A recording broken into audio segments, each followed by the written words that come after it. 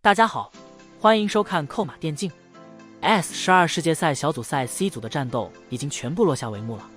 回顾此前的 A 组与 B 组的战斗 ，LPL 赛区的 EDG 与 JDG 战队均成功晋级8强，其中1号种子 JDG 战队更是在加赛中击败强敌 DK 战队，以小组第一的身份晋级。然而让人遗憾的是，在 C 组的对抗中，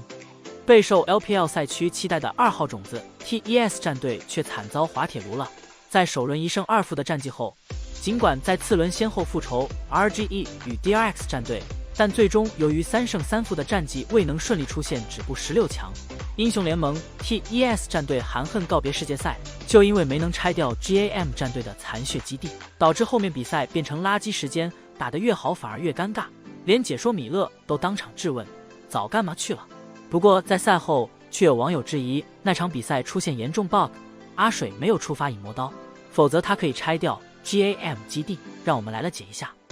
当时阿水卢锡安有1000血，还有一把影魔刀保命，但 GAM 死歌复活吟唱安魂曲，阿水瞬间只剩1点血，再被万豪暴走等死。然而有 B 站 UP 主搞到这场比赛的观战视角，他发现卢锡安并没有正确触发影魔刀，虽然影魔刀显示进入 CD， 但卢锡安跟娜美被死歌大招打掉的血量是完全相同的，为什么他的法术护盾没有生效呢？这到底是不是一个游戏 bug？ 实际上遇到这种情况的不只是阿水，平常很多玩家在打游戏的时候就发现影魔刀偶尔不触发，至少在这几个月内都有人发视频吐槽过这个问题。如果影魔刀能挡住几百点伤害，卢锡安反手2枪点掉基地，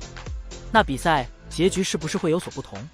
TES 3连胜不仅可以晋级8强，甚至还有可能竞争小组第一，因此阿水粉丝很不甘心，喊话拳头要求重赛。但也有很多人认为 TES 粉丝只是输比赛找理由，拳头不可能安排重赛。如果影魔刀不触发是一个 bug， 那以前到底有多少比赛出现过这种情况，只是选手和观众都没有发现而已。目前最有可能的解释是，影魔刀和血手都抵挡不了致死伤害，面具烫死也算致死伤害，只有盾弓才可以挡致死伤害。有网友测试了一下，1000血以下的卢锡安被死歌大招命中，同样触发不了影魔刀的护盾，然后被面具烫死。但如果卢锡安有1000以上的血量，那他就可以靠着法术护盾抵挡几百点伤害，很安全的吃下死歌大招，最后自己还剩下500血。按这个逻辑来看，当时死歌大招落地，系统判定卢锡安会被面具烫死，所以就没触发护盾。然而 Mark 那没奶了一口卢锡安，使得阿水又活过来了，但影魔刀已经进入 CD， 这是 LOL 机制代码逻辑上的问题。只是这种情况不只是发生在 TES 战队身上，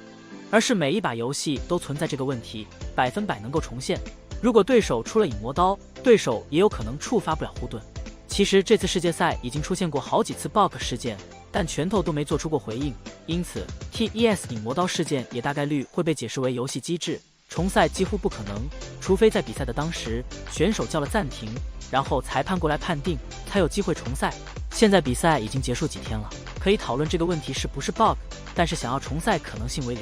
因为如果 TES 和 GAM 这场比赛要重赛，那么 TES 后面的比赛都要重赛，整个赛程全部被打乱。比赛当时没有提出暂停，现在也只能停留在讨论的阶段。而且以 TES 当时那个状态，就算是勉强通过这种方式赢下 GAM， 后面和 RGE、DRX 的比赛，以这种状态 TES 也很难在后面的赛程走下去。